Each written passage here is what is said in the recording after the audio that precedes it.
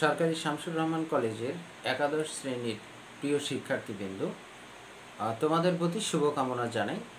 তোমরা যে যেখানে আছো আশা করি ভালো আছো, আমিও ভালো আছি।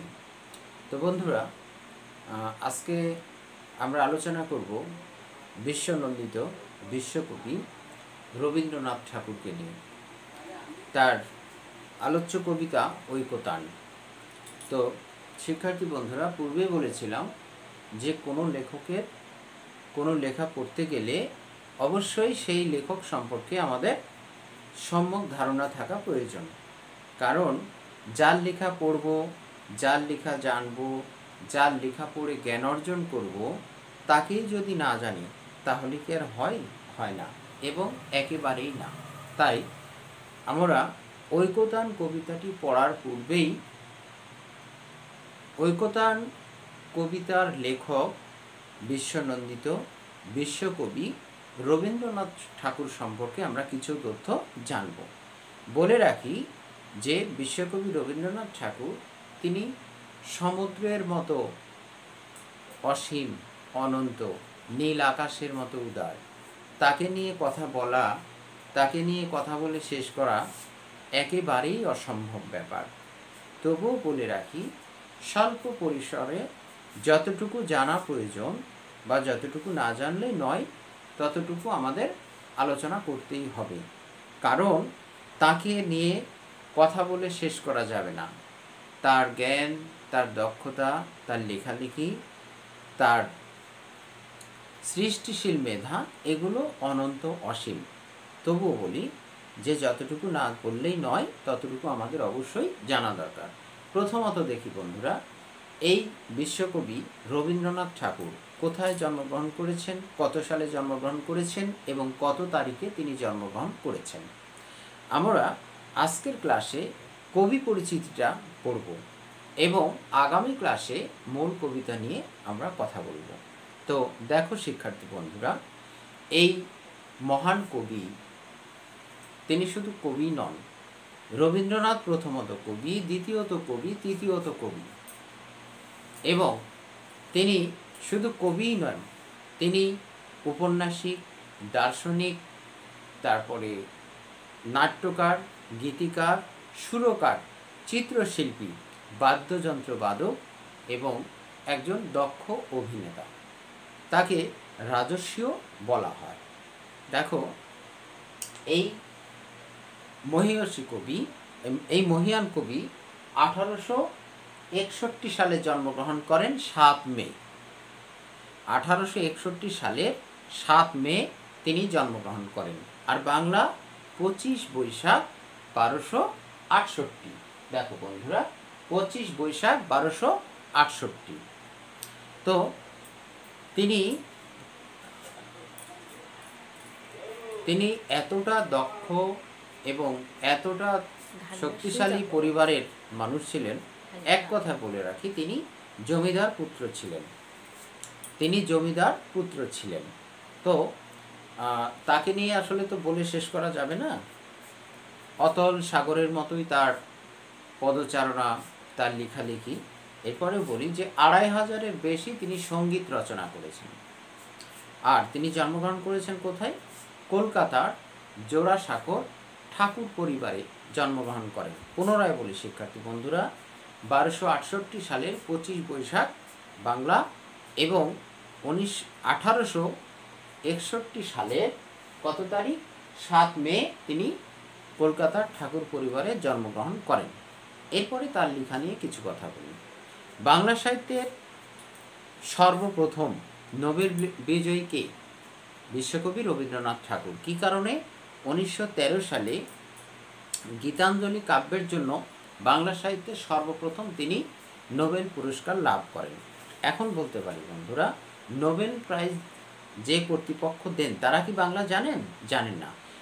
তার গীতাঞ্জলি কাব্যটি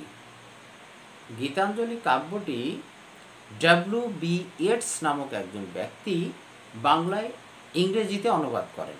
আর এই ইংরেজি অনুবাদ গ্রন্থটির নাম হচ্ছে কি? Song offerings.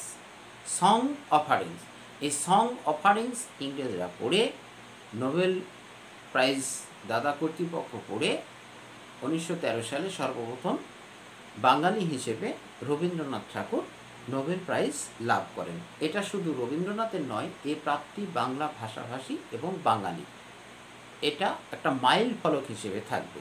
তো যাই হোক বন্ধুরা, জীবদ্দশায় তিনি অনেক অনেক অনেক লেখালেখি করেছেন। তার লেখালেখিগুলো এত বিস্তৃত যে অসাধারণ এবং অনন্য। তো যাই হোক বন্ধু, আধুনিক বাংলা সাহিত্যে রবীন্দ্রনাথের একটি যুগ আছে, এটাকে বলা হয় রবীন্দ্র যুগ। অর্থাৎ রবীন্দ্র যুগে রবীন্দ্রনাথের দক্ষতা, প্রভাবশালিতা এবং লেখালেখির ধার ভাঁজ এতটাই শক্তিশালী ছিল যে সেই যুগকে রবীন্দ্র যুগ হিসেবেই বিবেচনা করা হয়েছে। তবে হ্যাঁ, রবীন্দ্রনাথ মানব প্রেমে উজ্জীবিত ছিলেন। মানব সেবা, মানব প্রেম, মানবের মুক্তি, মানবের মুক্তির গান এবং দরিদ্র মেহনতি মানুষের জয়গান, এটাই ছিল তার লেখার মূল মন্ত্র। তো দেখো বন্ধুরা, তিনি ছোট গল্প লিখেছেন, উপন্যাস লিখেছেন, নাটক লিখেছেন, প্রবন্ধ লিখেছেন, তারপরে তোমার সঙ্গীত রচনা করেছেন, নিজে নাটক রচনা তো করেছেনই, নিজে অভিনয় পর্যন্ত করেছেন। তো বন্ধুরা, তোমরা যদি কখনো কুষ্টিয়ার শিলাদহ আসো তাহলে তার হাতে নির্মিত নাট্যশালা দেখতে পারবে। তো আমন্ত্রণ রইল কুষ্টিয়ার শিলাদহ রবীন্দ্রনাথের কুটিবাড়িতে আসার জন্য। এবার বলি যে প্রাচীন যুগের যে ধারাবাহিকতা এবং মধ্যযুগের যে লেখার ধারাবাহিকতা, সেই ধারাবাহিকতা থেকে রবীন্দ্রনাথ বের হয়ে এসে নতুন আঙ্গিকে, নতুন ভাবধারায় এবং আধুনিক ভাষার প্রয়োগ করে বাংলা ভাষাকে হাজার বছর এগিয়ে নিয়ে গিয়েছেন। তো দেখো, তার লেখা সম্পর্কে আমরা কিছুটা আলোচনা করি। মাত্র 16 বছর বয়সে তার প্রথম গল্প ভিখারিনী। মাত্র 16 বছর বয়সে তার প্রথম গল্প লেখা হয় ভিখারিনী।